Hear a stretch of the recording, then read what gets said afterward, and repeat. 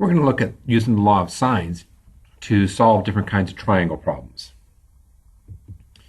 So first of all, we're going to look at the formula.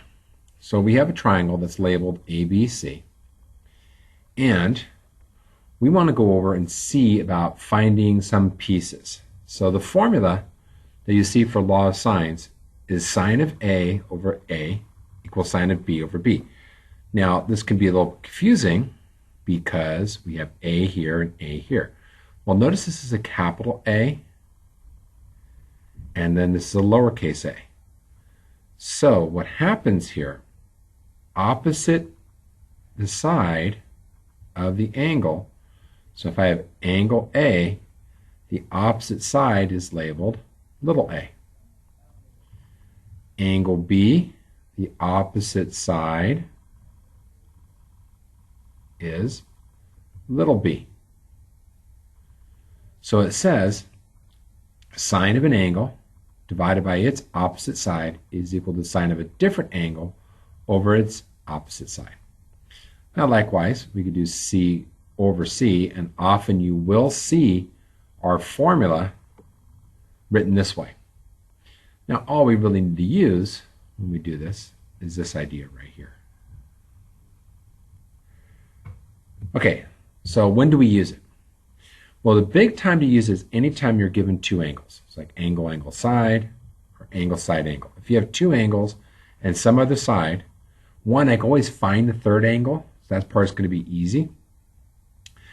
But, if I've got two angles and a side, I can use this formula. And that's the most common spot you can use it. Now, you can possibly use it when you have a side-side angle situation. However, it's possible we may get more than one triangle. So because of that, we have to be really careful. So we'll look at an example of that. Okay, most common area we're going to use it. We're going to use this to be able to find a missing side. In this case, it's x. Notice that the triangle itself is not labeled ABC. If you labeled any way it wants, it could have no labels. The key to understanding the formula is we look at the angle and we go to its opposite side. We have 68 over x, sine of 68 over x. And then, if I'm going to be able to use this 22, I'm going to have to figure out what this angle is here. So anytime we're given two angles, we should always find that third one.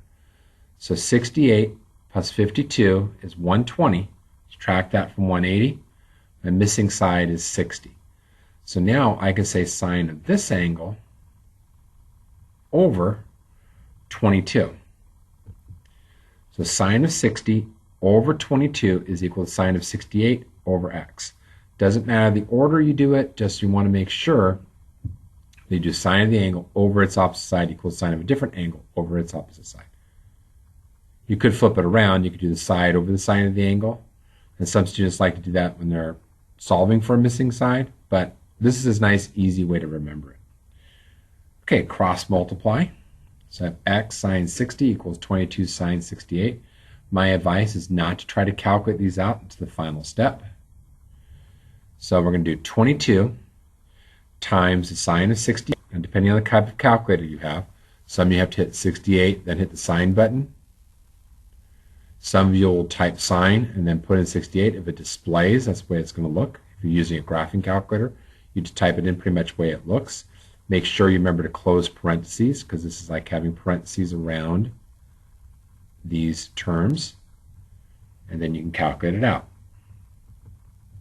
So we got 23.55. So that tells me that this side, since we're working in feet, x is 23.55 feet. Okay, well, let's take a look at finding a missing angle. So can it be used to find a missing angle? The answer is yes, as long as the angle I'm finding isn't obtuse. Since I know this angle here is obtuse, I know this angle can't be. This angle has to be less than 90 degrees. It's going to be safe. And we're going to see why it makes a difference in just a little minute. So, again, what I'm going to do is sine of the angle over the opposite side equals sine of a different angle over its opposite side. So sine of x over 1.8 equals sine of 126 over 5.7. We will cross multiply again. Divide both sides by 5.7. We type all this to our calculator. And notice how I wrote out the entire answer? It's because this is my way of saying don't round. When you start rounding your answers, you're going to throw off some of your answers. So you want to keep it accurate as possible. So don't round, leave the answer in your calculator, and you simply have now do sine inverse of that answer. That's the safest way of actually calculating it out. So I do sine inverse, and I get 14.8. Now, when you work through these problems, I'm actually going to go back to the other one just a second to see how you should be checking this. Okay, I have 14.8, opposite that side is 1.8. That's a small side, small angle. Sine of 126, big angle, oh, that's the bigger side. So it tells me, I know this answer over here is going to be some number between 1.8 and 5.7, because that's definitely the biggest angle in the triangle. So I'm just going to cut back to the other one we did right over here when we had our answer. Just as a check.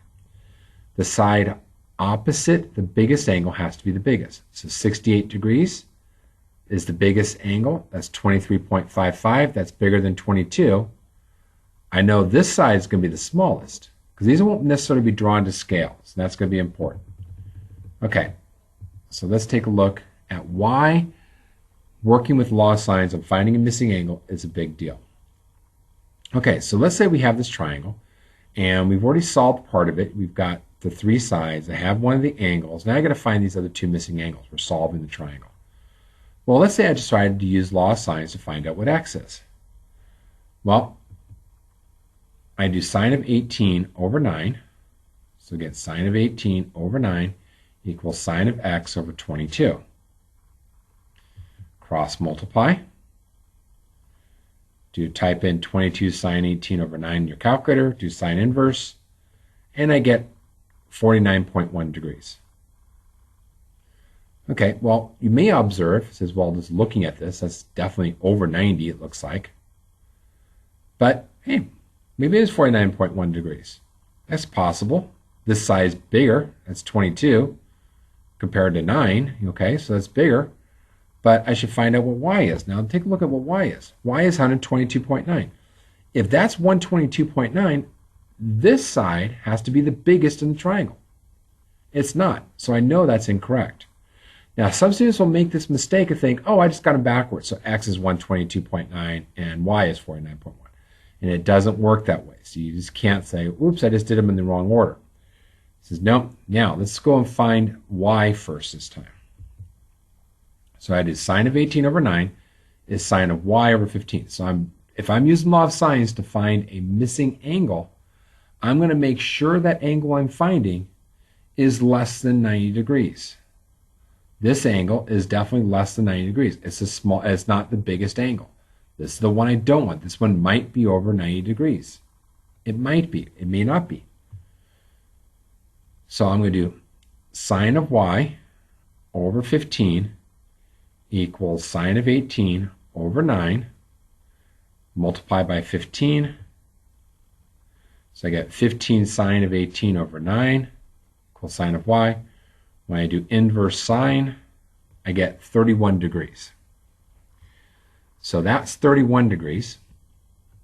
That means x, if I do 31 plus 18, subtract it from 180, I get 131 degrees.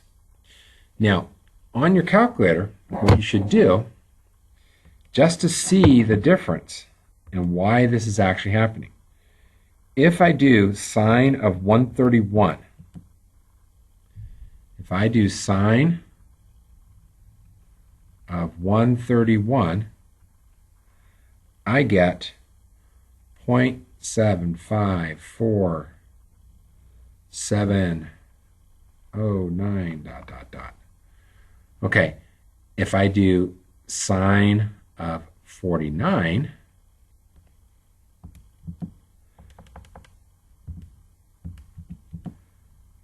I have the exact same answer. And this is why law of sines doesn't work on obtuse angles, because when it does inverse sine, it's going to try to find the one that occurs first. So going from 0, it's going to find this one first. And that's what it's doing. Over here, this is when sine will go over and it starts to come back again. Now you won't know because you don't know about the graph of sine and why it does this. But it does repeat itself, and that's what's occurring right here. So the only rule you want to remember, if you use law of sines, make sure that you use the law of sines only if you're using law of sines to find an angle, only if the angle is less than 90 degrees. You got to make sure it is not the biggest angle in the triangle.